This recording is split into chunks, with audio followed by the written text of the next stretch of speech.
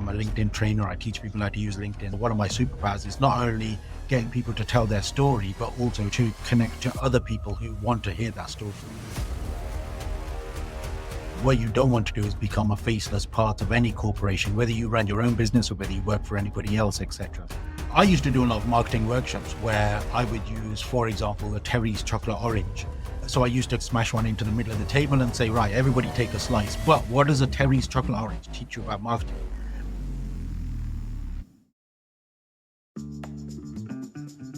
From the city of Peaky Blinders, Birmingham, England, I would like to introduce you to Paddy Dhanda.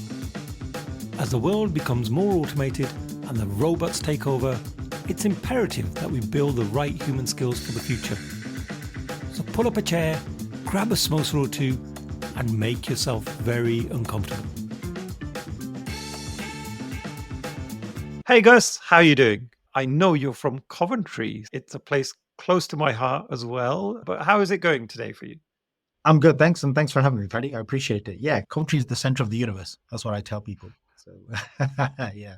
I don't think you're too far wrong. I was originally from Warwick and we were talking about this just before we kicked off. And it is fairly central in the UK, right? So yeah, might not be too far from the truth there. To be honest, I love living in Coventry simply because it's really easy to get around, and I don't want to bore you with the whole transport infrastructure system of the UK, but yeah, it's really easy to get around. Flights, trains, cars, all the rest of it. So yeah, I love it. I can go and meet anyone I like whenever I want. Brilliant. I sometimes ask my guests, like, if you had to sell your city to someone for them to visit, what would you say? So I think you're already starting to sell it to me. So it's got good infrastructure. What else is like one big thing that you would recommend about Coventry and why people should come? Coventry is often seen as the poor relation to the UK's second city, which is Birmingham, which is right next door. But actually, Coventry it's a very multicultural society. It has everything here. It's right at the center of the transport infrastructure. We don't have the hustle and bustle of the big cities, but we have all the shopping, all the bars, all the restaurants, and all that kind of stuff. And to be honest, on top of all of that, I'm here. So surely that's the biggest selling point. Yeah, kind of thing. Come and have a coffee with Gus in Coventry. There we go. There we go. I'm surprised you haven't mentioned Lady Godiva because she's pretty famous. Oh, she is, yeah, but she died ages ago. So but yeah, we have a statue dedicated to Lady Godiva, the lady that kind of rode through the streets naked as a protest to essentially taxes kind of thing. Actually, I think we should bring that back. I think we should get rid of taxes and yeah, we should parade naked through the streets. How about it? I'm behind you. So as long as you're in front. That's yeah. Okay, this is taking a dark turn. This conversation. Yeah, let's move on. I just remember the clock. There's like a clock in Coventry. I don't know if it's still there, but then Lady Godiva comes out, and she like when it hits a certain hour or something. Is that when she comes out? Yeah, no, it's the Peeping Tom clock. So there's the story of Peeping Tom is Lady Godiva obviously walking naked through the streets, and there was a kind of like a peeping Tom that would look out and all that kind of stuff and watch her. And actually, so it's like the world's worst cuckoo clock in the center of Coventry. So where the statue is, overlooking the statue is a clock. So every hour, the Peeping Tom comes out and essentially looks at Lady Godiva and then goes back in, kind of thing. So yeah, it's cool. It's very clever, but you have to know the story. Otherwise, it just looks weird. So folks, definitely visit Coventry. If it's for nothing else, check out the Peeping Tom clock because that's a memory I have. But it's got lots of great things. I remember even the cathedral because you've got the old cathedral that was bombed during one of the world wars and they preserved it. Yeah. They've got wonderful stained glass windows on there. So that was a good school trip that I did when I was a young kid. It's a beautiful building. Yeah, absolutely. It's a really beautiful building. And it's really, because obviously you've got the old bit that was bombed and they preserved that. It was obviously decimated in the Blitz. But then you've got the new cathedral kind of like right next door, which is absolutely beautiful. So yeah, come and check it out. Amazing. Right. I think this podcast is going to turn into like a tourist podcast for tourism. Yeah, absolutely. Visit Coventry. Yeah, no, we provide value. So that's it. We're providing people value. And Gus, which superpower would you like to bring to this particular episode? So it's interesting. My superpower, I think, is I talk a lot about personal branding in terms of who I am and helping other businesses and particularly business owners with their personal branding. But related to that is the power of connection. And I think because I do a lot of work on LinkedIn. I'm a LinkedIn trainer. I teach people how to use LinkedIn, and I focus on, well, one of my superpowers is not only getting people to tell their story, but also to connect to other people who want to hear that story. Nice. I love that because that's how I actually came across you in the first place. I remember you popped up in my feed, or maybe somebody I was connected to had commented on one of your posts, and your post was right there in front of me. And then I was like, this guy sounds interesting. He's got a cool profile picture. He's got like some brand colors. I love that Mm. kind of feel. And yeah, ever since I've been intrigued by your posts, and I was like, I've got to get him on. Got to get him on the podcast. And then to top it all off, you're Punjabi. So I was like, right, there's another Punjabi guy out there. I've got to bring him. Yeah. We're practically related. I think that's the thing. So, if you're from Warwick, I'm sure we know each other's families and what village we come from in India and all that kind of stuff. So, For sure, for sure. So talking about personal branding and kind of uniqueness, I, for many years, worked for big corporates, the likes of BT, IBM, Deutsche Bank. So hmm. these are big, thousands of people across the globe in each of those companies.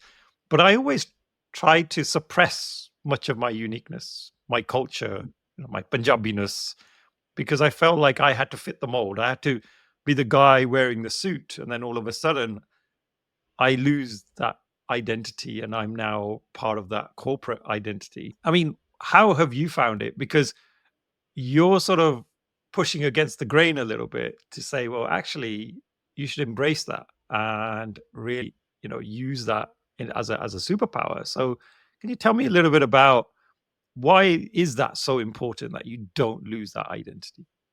Absolutely. I think particularly when we are talking about ourselves and when we use kind of social media or marketing or etc., or when we meet people in person, it's really hard to lie. It's really hard to then maintain those lies. And when I was young, my mother once said to me that if you don't tell lies, then you never have to remember anything. Because I think that's the thing. Because obviously with the world that we live in now, if you are just yourself and you never lie and people take you at face value, etc., you never actually have to be anything other than yourself. And I think particularly on social media and particularly on LinkedIn, it's lots of people don't be themselves. They're not intentionally themselves. And I always tell people, be intentional, not just be yourself, be intentionally yourself. Like really bring out, whether it's your religion, your color, what you wear, what you're into, what music you like, what food you eat, your family, your friends, all that kind of stuff. Because that's a big part of who you are. And ultimately, we're all unique. When you start blending in, you're forgettable. And when you become forgettable, then obviously you become dispensable. And I think that's the biggest danger. It's one of those things that you have to stand out for being you. And quite frankly, if people don't like you, that's fine. You'll find somebody that does. So I think that's the important thing. It's about finding those people that like you for you. And I'm relating this to, again, many people that I know who will say, oh, I don't do social media. Like I do my job and that's it. And I get that because social media often gets a bad name and, there's different forms of social media, I guess, as well. But for me, LinkedIn has been a really great platform because it is for professionals, although that's questionable at times when we see some of the posts that are going out there. But generally, it's a great place to learn, but then secondly, to connect with like-minded people. And you can really accelerate your learning because there's always events and things that might help you in whatever you're doing. But I often do see many people playing it safe. I don't post anything. I'm just going to be an observer here. I guess with the world we live in at the moment, especially with AI and the disruption that's going to happen yet, I don't think it's happened yet, but it will at some point, where there will be more and more automation and people's jobs will change for sure. What advice would you have for tech people that are taking that approach right now? I think for me personally, like when I had a proper job, when I didn't work for myself and all that kind of stuff, it was rare that I would post on social media because quite frankly, I go to work, I do my job, and then I come home and I get paid like no matter what. But I think, what you don't want to do is become a faceless part of any corporation, whether you run your own business or whether you work for anybody else, etc. The last thing you want to do is become faceless. And I think one of the things with AI in particular is the fact that it's faceless. Anybody can use it. Anybody can use it to, now we have like artificially generated like videos of people talking and talking in different languages and various videos and various situations and all that kind of stuff. And I particularly think that if you have, well, not if, everybody has uniqueness. And I think particularly we have to bring that uniqueness out of us to then show other people who we are, etc. And I think particularly, you're absolutely right, AI hasn't disrupted the market yet, but it's on the verge of disrupting the market. And I particularly think that as soon as they get to a general AI model where you have like sentient beings and all that kind of stuff, and, you know, the AI eventually will develop emotions and all that kind of stuff, and all of a sudden we're going to be on the back burner and people aren't going to know us, etc. And I think particularly we can use our marketing, our social media, or our LinkedIn to really sell ourselves and sell our uniqueness and be intentionally ourselves. And I think it's a fascinating, the way the world is going, it's fascinating to watch that AI, but ultimately AI is just based upon what's already existing in the world. And while it does that, it can't coexist with us because we're unique. So I think that's the thing. What we need to do is exaggerate and exasperate and make sure that we tell the world who we are and what our uniqueness is. And if someone out there is already on LinkedIn or someone who's thinking about doing more and really sort of refining their profile, making it better, making it more engaging, where can people start? Like, what would be the first step that you'd recommend for somebody to really go on and actually review and take action? Well, over the next 4 hours, I'll be explaining what we should do on LinkedIn. No, just kidding. Not 4 hours, 3.5. The first thing is content. So like related to the last question as well, there are over 1 billion people on LinkedIn and less than 5% of them are creating regular, consistent content. And as far as LinkedIn is concerned, consistent content is just one post a week. So just by posting once a week, and it could be anything what that post is, but just by posting once a week, you fall into kind of like the top percentile of content creators on LinkedIn. Because as you said before, most people are just using LinkedIn in terms of they're scrolling, they're viewing, they're looking, but they're not liking, they're not commenting, they're not reacting, they're not engaging, they're not posting, etc. So I think posting is a really big thing. But related to that, it's all about the kind of outbound engagement. Now, we'll talk about outbound engagement in a moment, but your question in terms of the first step, the very first step is to optimize your profile to make sure that it says all the right things. We need, like we said off air, it's all about the banner that we have at the top of LinkedIn. Most people either don't fill that in or just have just a generic banner. And that's it's prime real estate. It's like a billboard right at the top of your profile, as you said. So that's obviously something that we should have. We should obviously have a beautiful profile picture to make sure that we look like exactly who we are. But I would say that the most important part of LinkedIn, if you do nothing else, the most important part of LinkedIn is the headline. It's the bit that sits under your name in terms of telling the world who you are and what you do. And I think that's the most important thing, because that's what people read. Beyond your banner, beyond your profile picture, etc., that's all visual. But people will read the bit that it says in your headline. And if you don't tell the world who you are and what you do, they'll scroll past, they'll switch off. Because like I said, 95% of users on LinkedIn are just scrolling. And if they don't see what they need in your headline, they'll just scroll past. And I often see people use their headlines, sort of talk about their job titles. So like, I'm a manager at company XYZ, or I'm a director here. What makes a good headline? Are there certain ingredients? Yeah, absolutely. So I always ask yourself, like, who cares? Generally, nobody will care that you're the CEO or a director or a manager or etc. And it's like job titles are just, they're not there to define us. So I have something called the famous Gus Bandow LinkedIn headline template. I should trademark that actually. So it's 4 elements, which is what, who, how, why, which is what do I do for a living? Who do I do it for? How do I do it? And why should you work with me? And particularly the what should be the first few words. When you engage, we talked about outbound engagement in terms of liking, commenting, engaging with others is really important. Now, when we do that, what then ends up happening is that people see our headline, people see our profiles, etc. So the very first part of our headline should tell the world what we do. So mine actually says the UK's #1 LinkedIn trainer. For those of old enough to remember the Ron Seal marketing strategy, it does exactly what it says on the tin, right? And then the rest is, who do I do it for and why should you work with me? In terms of, I teach you how to use LinkedIn. I work with small business owners.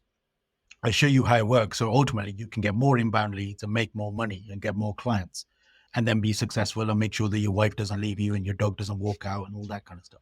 You can put the rest in your about section, but ultimately your headline is what, who, how, why. So that's the kind of the template that I use and the template that I teach others to use. Yeah, just as you were talking that through, I was pulling up your LinkedIn profile just in the background. I was like, I've got to see his. And, just from your headline, I understand what you do and why you do it and for who, etc. But I also get an element of your personality because you said the UK's #1 LinkedIn trainer, but then you have a little asterisk, right? And I was thinking in my head, can you say that? Like, I am the #1 at this, like without qualifying it. But then I love your little asterisk and the explanation at the end of it, which says, according to my mum. Yeah, absolutely. You can't argue with mums, right? That's the thing. And obviously mums are always very proud of us and they'll tell the world that we're the greatest at whatever we do. And it's that little tongue-in-cheek joke that essentially when I started calling myself the UK's #1 LinkedIn trainer, essentially what happened was I got two kinds of people that would jump into my DMs. And one bunch of people would be like, oh, that's really funny. And I'd love to work with you because you're obviously very jovial. And that's the kind of content we want to portray and create for our organization and our brand. Great. That's exactly the kind of people I want to work with.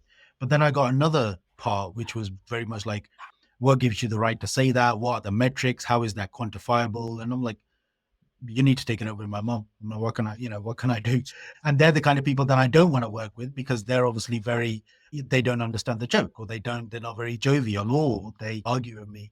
And particularly I find other LinkedIn trainers, particularly those that aren't very good, would spend a lot of time arguing with me about that.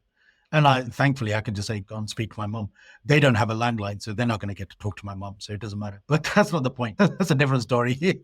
So, but yeah, it is that, like you said, and I appreciate you noticing that. It's the personality-led element of LinkedIn where I'm attracting the right people that want to work with me. It reminds me of the Carlsberg adverts. By the way, there are other reputable brands. The one that sticks in my mind is Carlsberg because they used to make these bold claims that if Carlsberg did this other thing, they would, and they always use the word probably, they would probably be, the best in the world at that. Right. Yeah, exactly. And it's on one hand, it looks like a bold claim, but the way, because obviously I've added an asterisk, they use the word probably and things like that, because there's always that element of doubt. But thankfully people can see through that and see through the kind of, and get to the kind of the joviality of it rather than think, oh, I'm now going to look at these metrics. I'm going to go on yougov.com and have a look at, is Gus really the #1? I'm going to do a poll about it or whatever, etc. Because I think when it gets to that level, they're not the people I want to work with. So. And the other thing I noticed about your profile, sorry, we're dissecting your profile right now. Absolutely, please. Is the brand colors. So you're very on brand. First of all, the look, got your kind of clothes that you wear, very smart, very slick. And then the colors, orange seems to be your like #1 primary brand color. Tell me a little bit about that and the thinking behind the clothing and the colors. Sure. The color. So I used to do a lot of marketing workshops where I would use, for example, a Terry's chocolate orange. So I used to smash one into the middle of the table and say, right, everybody take a slice. But what does a Terry's chocolate orange teach you about marketing? And ultimately, it's about segmentation and kind of segmenting different parts of your audience and all that kind of stuff. Then, as I started my own business, I spoke to a branding expert. We came up with logos and taglines and all this other kind of stuff. Particularly when we were working on the branding, we looked at a variety of colors. And none of the other colors worked. I looked at purple, I looked at silver and a couple of others. I wanted a warm color. So when he showed me my kind of branded orange, I was like, that's the one. And then he was like, what about the background color? I said, make that black. Because obviously not only does it make the orange stand out, but actually there's two elements to this. So a lot of luxury brands use the color black, whereas the color orange is a very warm color. And then it gets me to tell people about orange chocolate. So hopefully they send me loads at Christmas. So it's the two colors that kind of go together. And actually, so it started from the Terry's chocolate orange, then it spoke to a branding specialist. And now I wear orange trainers. I sometimes wear orange bandanas. And a lot of it is that brand element that when I walk into a room, people will see me as opposed to seeing somebody else. And then people will talk to me about my bandana or my trainers or my turban or my suit jacket or my orange tie or whatever it may be. Because I think it's that element of standing out. So it's all very well standing out online, but there's no point being a wallflower when you go out networking or to events and etc. So hopefully people see the kind of the continuity of that theme, whether online or whether they meet me in person. Oh, nice. And so I've talked to you about your headline, the banner. I absolutely get the fact that that is prime real estate. That is the big bit visually that people will see on your profile, aside from the little profile picture. And then I'm going down to the kind of the about section. How important is that? And again, looking at yours, a ton of information on there about who you're helping, how you help them, what are some of the ways people can get in touch with you, etc. Again, I see a lot of tech people, and look, even if you're not self-employed and you're working for an organization, this is your chance to sell yourself as an individual, right? So again, what are some tips you could give tech people, even the kind of the about section of their profile? Every tech person or every individual has a skill. Unless you work in a call center where you say, my skill is answering the phone, and it's the same as the other 1,000 people that work there. But really, in most, and particularly in the kind of the tech world, you have your particular skills. You've been employed because your CV says something particular. So if you can share that in your about section, it will stand you head and shoulders above everybody else, because I have this particular skill, I have this particular education, I have these particular letters after my name, etc. And I usually say that your about section should be an extension of your headline. So if your headline has the famous Gus Bandal LinkedIn headline template, which is what, who, how, why, your about section should be an extension of that. So essentially you write content, paragraphs, bullet points, whatever it may be, that answer those kind of 4 questions. What do I do? Who do I do it for? How do I do it? And why should you work with me?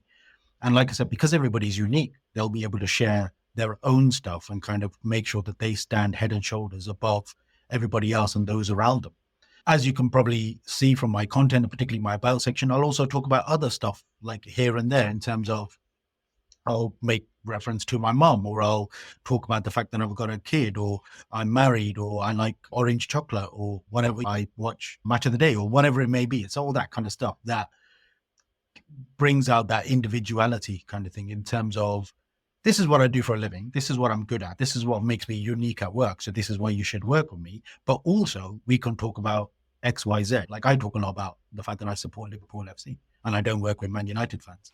So and all that kind of stuff. So because nobody likes them, right? So you're not Man United fan, are you? No, I'm Liverpool, but I'm so glad I am now. Otherwise, I'd be in trouble. Yeah, otherwise it'll be a very short interview. Yeah, I'd be like, okay, bye. But yeah, but seriously, I think it's bringing out that uniqueness, however we wish to bring it out. And I think the about section is actually the perfect place on LinkedIn to really deep dive into that, as opposed to the 220 characters of the headline, because that's a very short kind of headline. So the about section is where we can really build on that.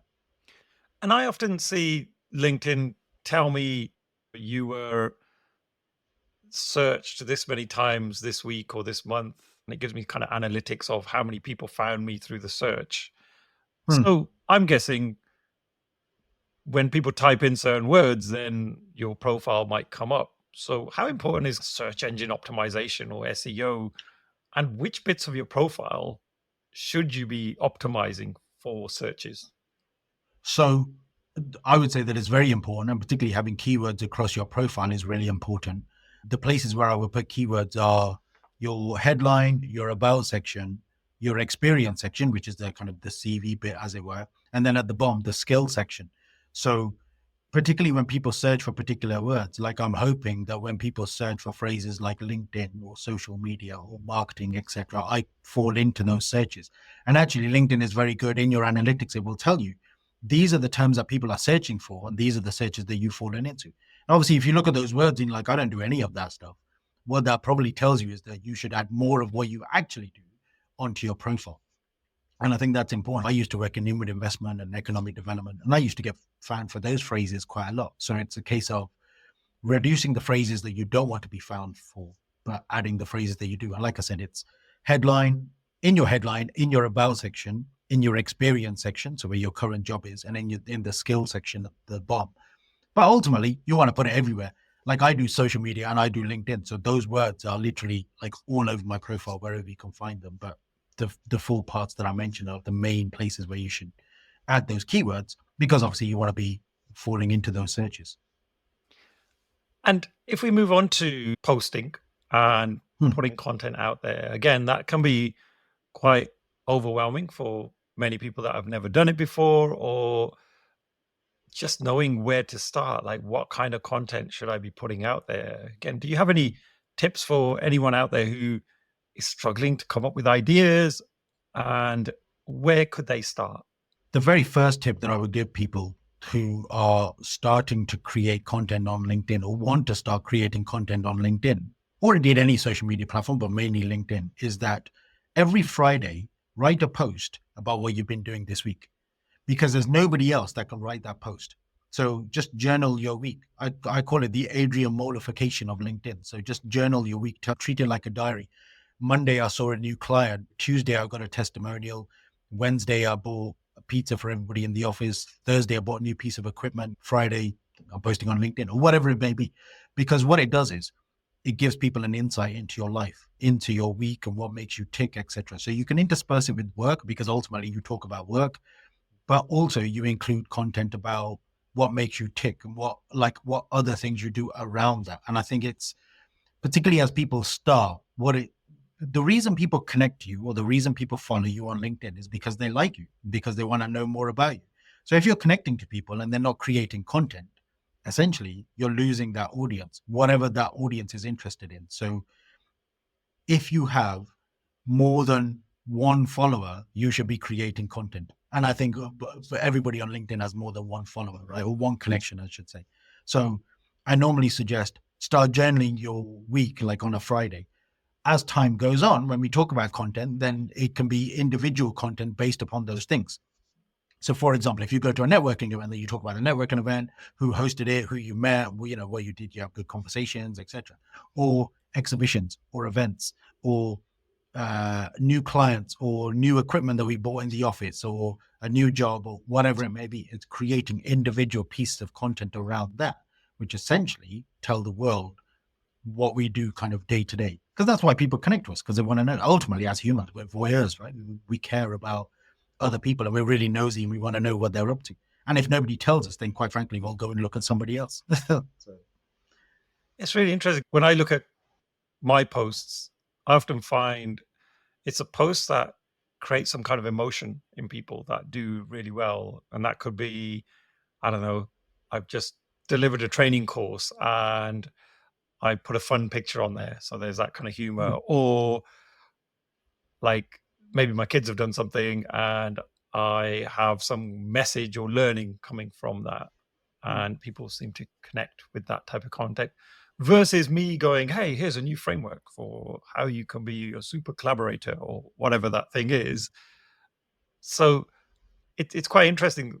Your daily life can spark a lot of emotion in people. And I can see how that type of post would really do well, because people could be like, I had that same experience this week, or, oh my God, that's amazing, you did that. I didn't even do half of that stuff. Like, you're sort of comparing yourself, and there's probably lots of emotion that's going around. There's a lot to be said about resonating with people's content, or finding content that resonates with you, I should say, in terms of, we all have a life, and we all do things in our lives. And sometimes if somebody else said something, and I know we make a joke about, oh, that guy supports Liverpool, so I support Liverpool as well, and we should have a conversation. But actually, it's a conversation starter. It is one of those things.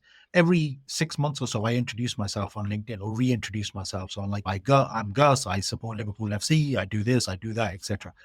The last time I introduced myself, I wrote in there, I really like doner kebabs, but I don't drink, so I eat doner kebabs sober. And even though the rest of the post was like, I do marketing, I've got loads of letters after my name, I've got nearly 30 years of marketing experience, etc., Everybody ignored that. Most people wanted to talk about doner kebabs. And it was just, but it's fascinating because it resonates. And when you start talking to people, then, I mean, don't get me wrong, I don't want to be known as the LinkedIn specialist that likes doner kebabs. That's not, that's not my shtick for now. But it gets people talking. And I think that's the thing. As soon as you create content that resonates with people, whether you talk about food, whether you talk about football teams, whether you talk about your children, whether you talk about your achievements and all that kind of stuff, that's what resonates with people. As soon as I write a post that says, I'm a LinkedIn trainer, this is how much it costs, would you like to buy my stuff? That gets crickets. That dies a death, basically. But obviously, we have to sell. But we intersperse that kind of content with stuff that resonates with others, because that's where we get the engagement. Because like I said, people are connecting to us because they want to know more about us. And is there any recommendations on, like, first of all, the frequency you should be posting, and like, when should you put a post out there about the selling side? Is there a frequency to say, well, you should do at least this many posts that are more value oriented, and then the every fifth post is something about your services? Any advice on that? The best advice is you should test it and do whatever you want. However, that doesn't really answer anybody's question. So when it comes to the frequency, I normally recommend you should do roughly around 2 to 3 posts a week. That's like an ideal amount. Some people post every day. Some people post twice a day. I know one LinkedIn trainer that suggests posting 4 times a day, which is obviously completely inane and ridiculous. But I recommend posting 2 to 3 times a week would be my recommendation. Generally posting when you think people are online. So most people are online when they get up or before they're about to start work in the morning, etc. But in terms of the actual mix of posts, I have an arbitrary figure of 70-30. So I would say that, so out of every 10 posts, 7 of them are very kind of jovial or about, like my life or what I'm up to, etc. Whereas 3 of them will be very specific, like, here's what I sell, please give me some money. Here's how you give me your credit card details. Do you know what I mean? And it's that, but it's a very arbitrary figure. It's entirely up to you. The important thing is that if you only did 100% of one or the other, like if you only talked about what's going on in your life and never sold, you'd never sell anything. Whereas if you only ever sold stuff and said, this is what I sell, people will eventually switch off. And then your content will die and your profile will die because everybody just thinks, oh, I know what that guy does. So I'm done now. I don't. Do you know what I mean? He keeps telling me, he's told me 10 times in a row now, and now I'm sick and tired of this guy. So people stop engaging. So it's having the balance, but finding the balance is the tricky bit. But like I said, I have an arbitrary kind of 70-30 figure, because ultimately you have to sell, but you have to treat your audience well so that they hang around and they engage with you and etc. But on top of all of that, don't forget the outbound engagement stuff. Make sure that you go through your feed and engage with others and like and comment on their content and find content that resonates with you and all that kind of stuff as well. So LinkedIn is not a broadcasting channel. It's a two-way conversation, like a networking channel. Oh, that's a great point about the outbound engagement. Why is that important? Because surely you can put everything about yourself out there and you'll get loads of followers. Like, why do I have to engage with other people and on their posts? Now, you see, I know you're being facetious, but the thing is, at the most basic of levels is the algorithm, right? The algorithm encourages people to engage with each other. Now, ultimately, the way social media works is, for most people, it's free, because there are some people that pay. People who pay for, particularly on LinkedIn, people pay for LinkedIn ads, or they pay for Sales Navigator, or they pay for Premium, they pay for Recruiter, all that kind of stuff. So for the most part, most of us can use it for free. If we're going to use it for free, LinkedIn wants to encourage us to engage with others and use the platform how they want us to use the platform. If we just turn up, post something, and then leave, and then hope that somebody sees that and gives us £1 million, LinkedIn will downgrade that content. They won't show it to many people. Ultimately, our business will die, our wife will walk out, our dog will run away, and all that kind of stuff. We don't want that. So the algorithm encourages two-way conversation. And apart from anything, it's altruistic, right? It's unselfish to talk to other people. And actually, it's a nice thing to do. If people are bothering to create content, if they bother to connect with you and then create content that you may want to read, it's only polite to then engage with that content. Obviously, if it's something worth reading and you want to engage with it, etc. Not only is it good for the algorithm, it's good for our soul. It's good to engage with others. Because ultimately, if it is like a networking event, the last thing you would do in a networking event is walk in, hand out your business card, and walk straight back out, right? That's obviously, nobody wants that. You walk in, you start talking about the terrible coffee or the breakfast you're about to eat or the weather outside or how long your journey took and all that kind of stuff. And that's where people really get to know one another. And it's the same on LinkedIn. Oh, brilliant. Yeah, I'm so glad you clarified that. And I mean, some of the things that I often hear is by commenting on other people, your profile becomes more prominent because other people then like your comment, and then all of a sudden they're like intrigued and going, "Oh, I'm going to check this guy's profile out. He seems to be saying some sensible stuff, hopefully sensible stuff." And again, it's a great way of increasing your following. The other quick question I had was regarding the formats of posts. So LinkedIn has quite a few different formats now. Like you can do pictures, you can just do text, you can do carousels, video, like all of the different types. Again, it's one of those, the official answer is you should test it, because actually this is a classic case of do as I say, not as I do. What works for me is actually text only posts, because I know my audience like to read the copy that I write. Whereas I know other people do really well with videos and other people that do well with images and all that kind of stuff. So it's the wishy-washy answer is, oh, just test it, do whatever you want. But really, every different medium has a different type of engagement. So at the moment, document posts are doing really well. For those of you who are like Instagram specialists, that's a carousel post. But on LinkedIn, we can't call it carousel because it doesn't sound very professional. A document post, it's exactly the same thing, but sounds much more professional, right? It's when people say slide deck instead of PowerPoint presentation. It's exactly the same thing, just sounds more impressive.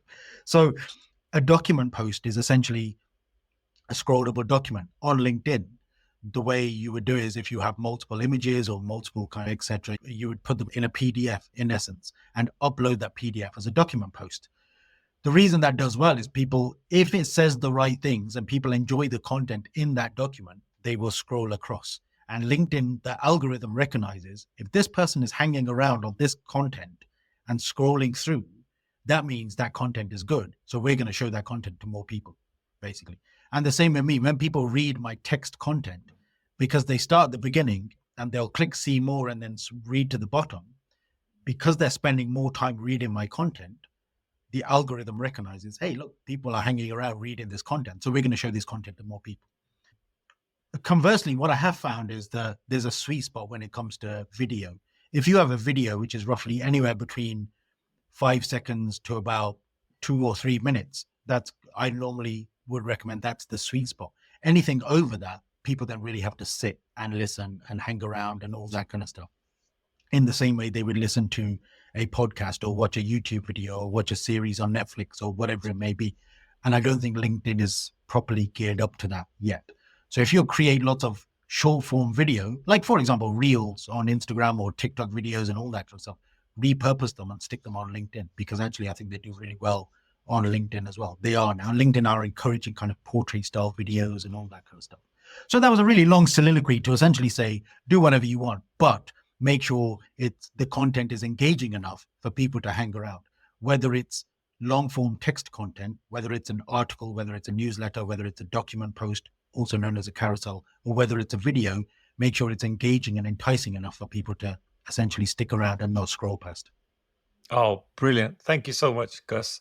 And if we kind of move towards the end of this particular conversation, is there one other bonus tip that you can give people about LinkedIn?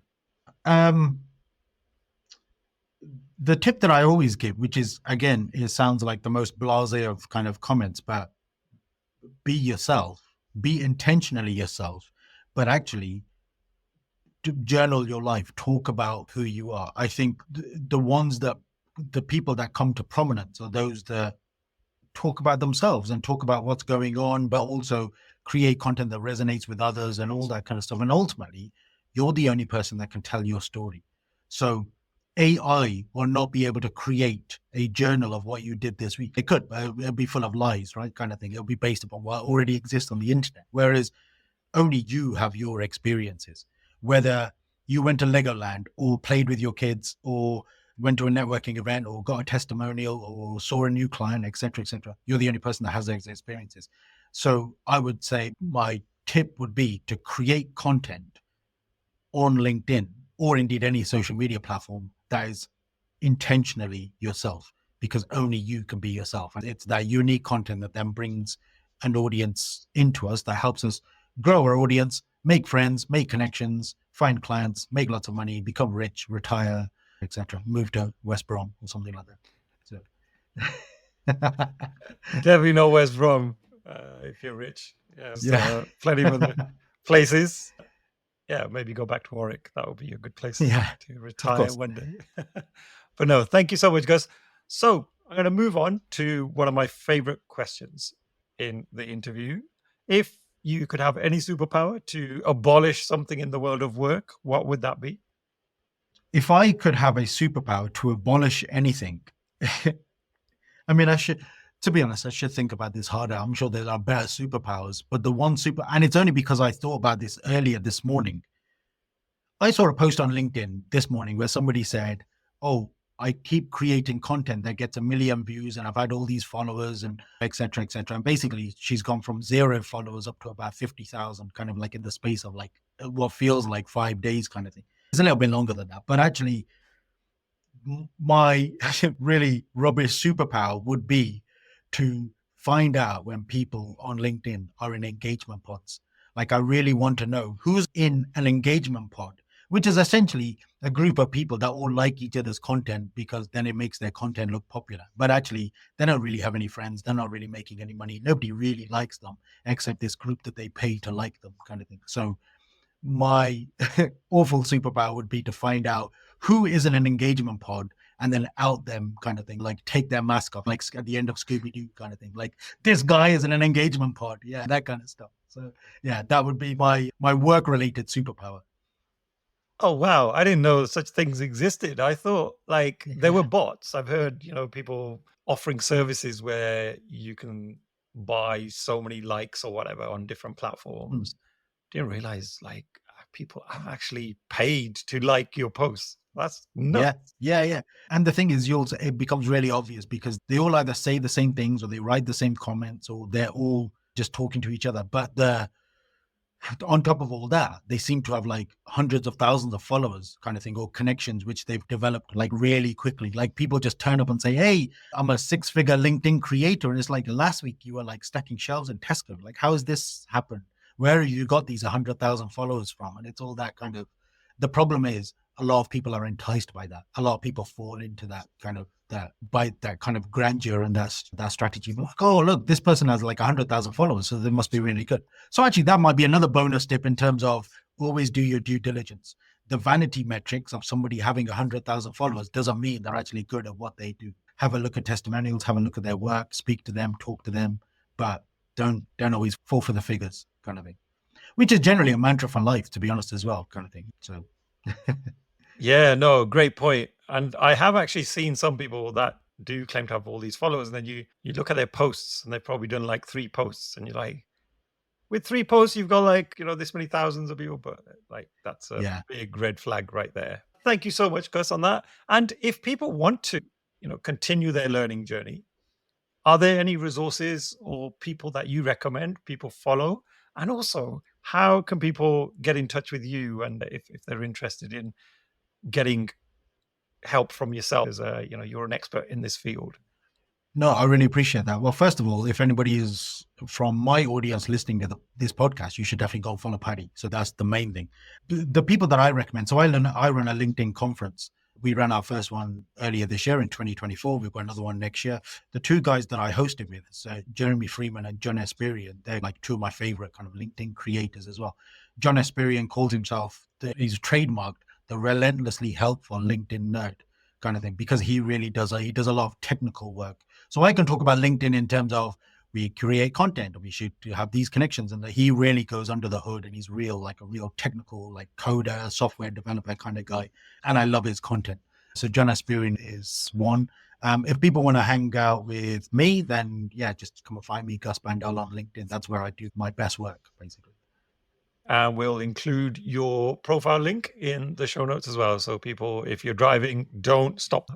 We'll be in the show notes, and I'm sure Gus will wait patiently to send him a request or a message. Absolutely. Or indeed send me orange chocolate. I'm happy with that as well. So yeah, there we go. I love bribes. Brilliant. Thank you so much, Gus. It's been a pleasure getting to know you a little bit better since the conversation started, and I feel a lot wiser about LinkedIn. You've got me paranoid about my profile now, so I'll be checking it out and refining it a little bit too. So Sure. Thank you so much. The pleasure is absolutely mine. Thank you for having me, Paddy. It's the end of another episode. Thank you so much for listening. Please do connect with me via LinkedIn and drop me a message and let me know your favorite takeaways from the episode. Also, don't forget to subscribe to the Superpower School newsletter so that you can be notified of all future episodes. Simply visit the website www.superpowers.school. Thank you once again.